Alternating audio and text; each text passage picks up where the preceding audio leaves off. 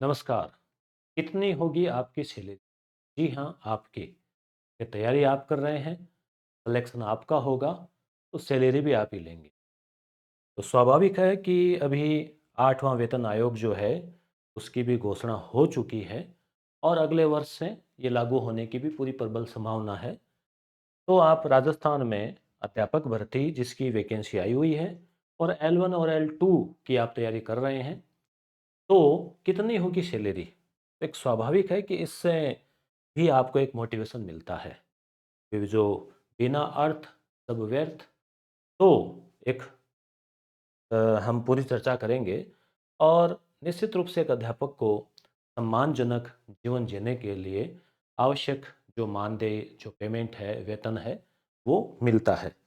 तो हम पूरी चर्चा करेंगे। ये हम जो राजस्थान पे मैट्रिक्स है उसको भी हम देखेंगे और पूरा जो विश्लेषण है वो हम करने वाले हैं। तो सबसे पहले हम आ जाते हैं। देखिए जैसे हम एक तो ये पे मैट्रिक्स का आपके ध्यान में होगा कि जो ग्रेड थर्ड जो अध्यापक का पद है वो 3600 ग्रेड पे का माना जाता है और ग्रेड सेकंड का जो है वो 4200 ग्रेड पे और फर्स्ट ग्रेड का 4800 ग्रेड पे। तो पे बैंड के हिसाब से L10 जो है उसमें ये आता है।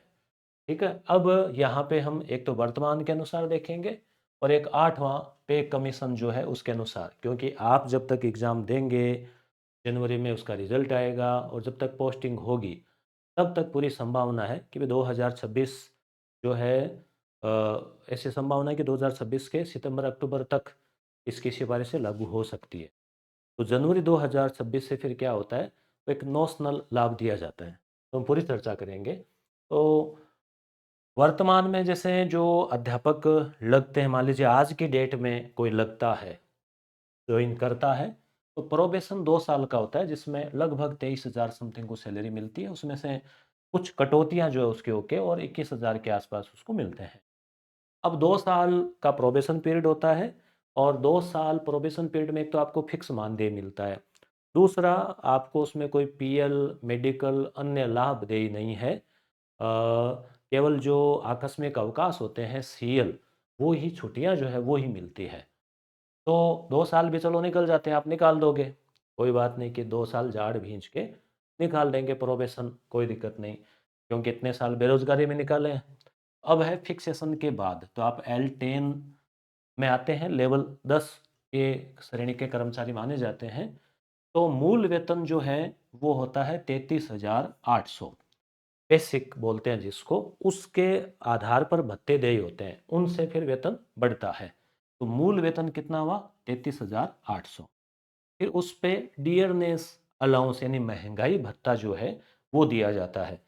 तो ये 2016 में जब पिछला वेतन आयोग यानी 7वां वेतन आयोग लागू हुआ था तब इसको ज़ीरो कर दिया गया था और साल में 2 बार इसको बढ़ाया जाता है, कभी 2% कभी 3%, क्योंकि महंगाई जो है थोक मूल्य सूचकांक और आदि के आधार पे उसको माप के बढ़ाया जाता है। तो अ, वर्तमान में आज की डेट में अगर हम देखें 1 जुलाई से लाभ लागू है, तो 1 जुलाई के बाद से कितना हो गया है? 58%। इससे ठीक पहले कितना था? 55।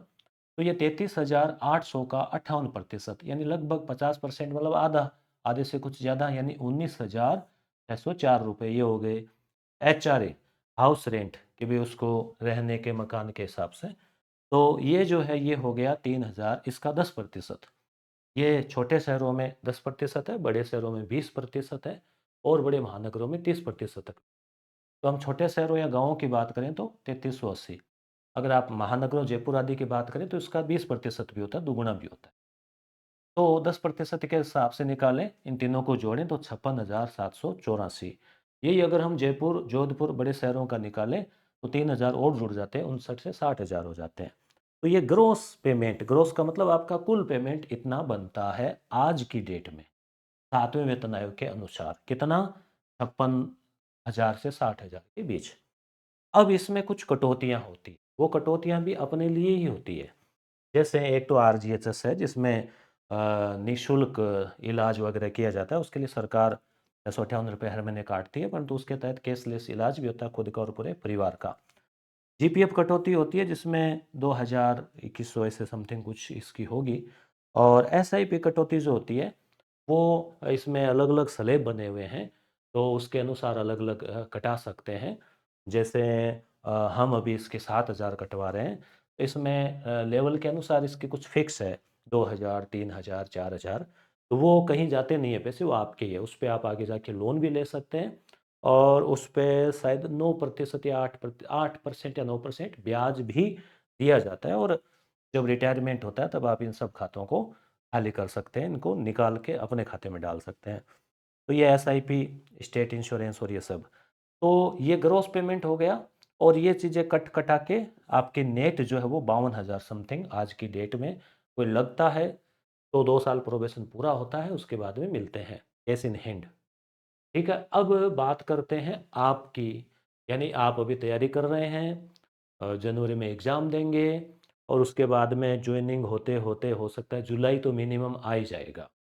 अब वहाँ क्या स्थिति होनी है, तो मान लीजिए जैसे वेतन आयोग जो है वो 2027 से लागू हो, 2027 तक सिफारिशें मान के होता है, फिर भी उसमें 2026 से लाभदेही होगा। जैसे 2016 से हुआ था 18 में होके भी। तो 2026 से ही हम मान के चले, परंतु आपका प्रोबेशन पूरा होते-होते 2028 आ जाएगा।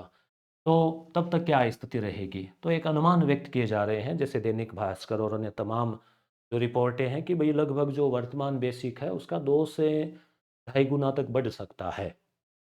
पिछली बार 1.86 बढ़ा या बता रहे हैं, तो मोटा-मोटी हम 2 गुना मान रहे हैं बीच का रेशियो, कि भई इतना तो होगा ही होगा। क्या? जो बेसिक है वो। ग्रॉस दुगुना नहीं, बेसिक। बेसिक जो 33,800 इसको ठीक 2 गुना अपन करते हैं, तो 67,600 ये बनता है। तो ये बेसिक हो गया। अब इसके अनुसार भत्ते बनेंगे, तो महँगाई भत्ते को क्या किया जाएगा? महँगाई भत्ते को एक बार 0 कर दिया जाएगा। ये नहीं होगा कि भैया 58 है तो इसको 58 से गुणा करें, इतना नहीं होगा। तो 0 कर दिया, फिर साल में 2 बार बढ़ाते हैं, तो साल में 5 या 6% बढ़ जाता है। तो 10 साल में बढ़ गया 58 यानी 60% लगभग। तो ऐसे ये बढ़ता जाता है। तो इसको नील कर दिया जाएगा। अब हो सकता है इसमें कोई और वो कोई स्कीम ले आए, परंतु अगर मोटा-मोटी देखें तो लगभग ये एक पहले वाले पे लागू की स्कीम थी, वैसे इस पे अगर लागू करके देखते हैं तो ये स्थिति बनती है। एचआरए जो है वो 10% जोड़ते हैं इसको, तो ये 74,360 रुपये मोटा-मोटी आ रहे हैं ग्रॉस पेमेंट। यहाँ पे ग्रॉस बन रहा था आपका 56,000। तो यहाँ पे आप देख पा रहे हैं कि 18,000 रुपये से अधिक की वृद्धि नए वेतन आयोग से देखने को मिलेगी। एक बड़ा उछाल जो है, एक अच्छा खासा उछाल जो है वो आएगा।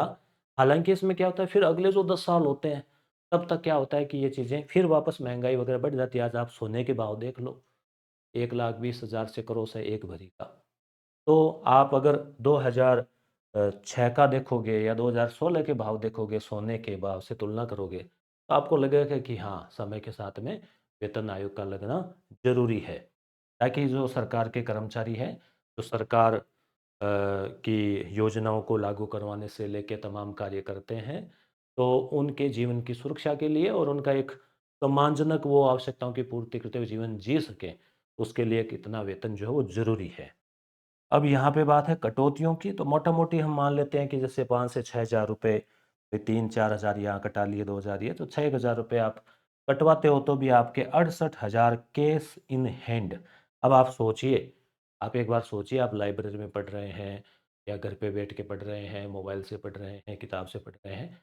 एक बार आप सोचिए कि महीने की 1 तारीख के दिन आपके अकाउंट में एक मैसेज आता है, टड़न, और उसमें आगे एक्स एक्स एक्स लिखा और 70,000 रुपए डिपॉज़िट। कैसा लगेगा?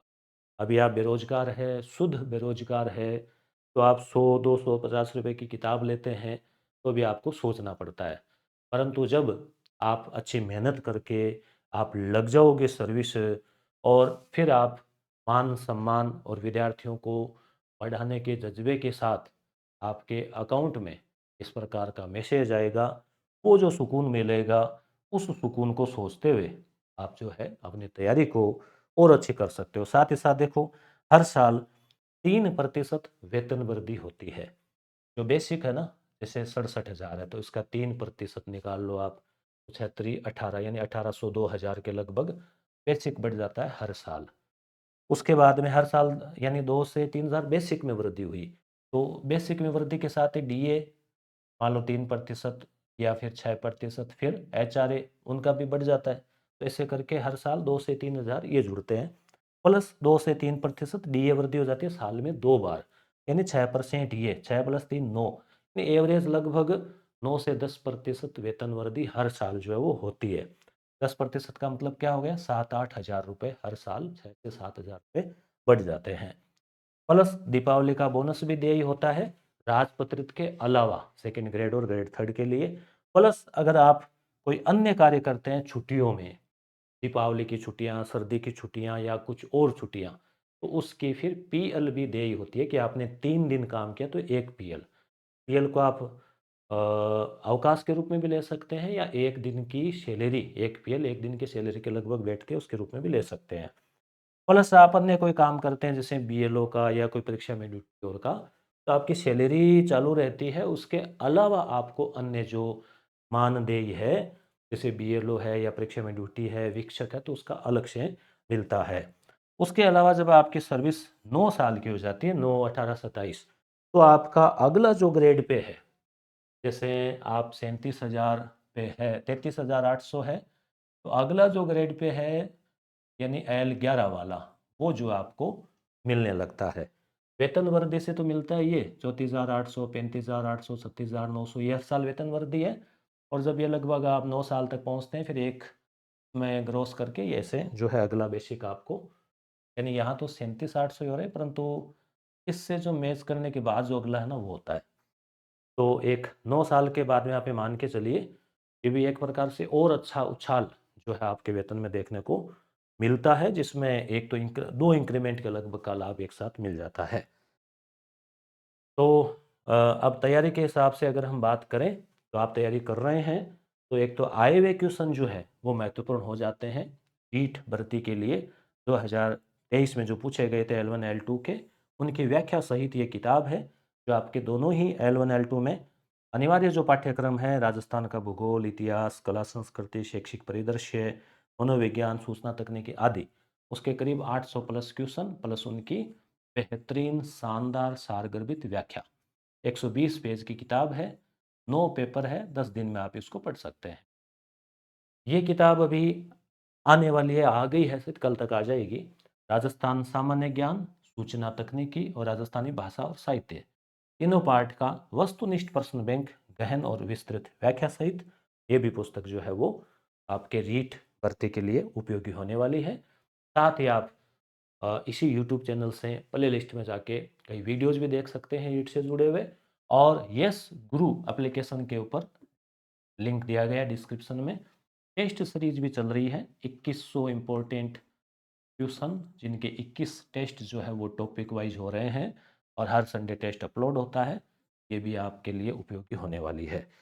तो ये था ग्रेड थर्ड के बारे में। अगर आप कमेंट करेंगे तो ग्रेड सेकंड और ग्रेड फर्स्ट यानी व्याख्याता, इनका वेतनमान कितना है और कितना होगा या होने वाला है 8वें वेतन आयोग के अनुसार, उस पर भी चर्चा कर सकते हैं। धन्यवाद।